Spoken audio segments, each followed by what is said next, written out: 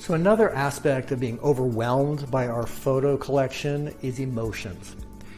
Photos bring back memories to us, and those memories have emotions connected to them oftentimes, and they can be really good emotions, happy, or they can be not so happy or not so good emotions.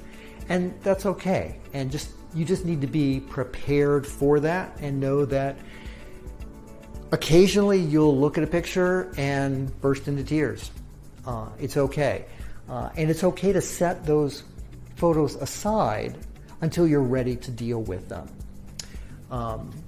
The other aspect of emotions with photos is the conversations that can come out as you're looking at photos, especially with other people, with other family members and even friends, and talking about the memories and the emotions and just their perceptions.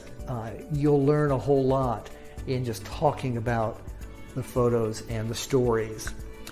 And that's one way when you're using your photos to tell your story that you actually will learn more about your family history and your family. So in the comments below, tell me, what emotions have you experienced when looking at your photos? What conversations and stories have you learned from family and friends as you share your photos? We look forward to speaking with you again soon.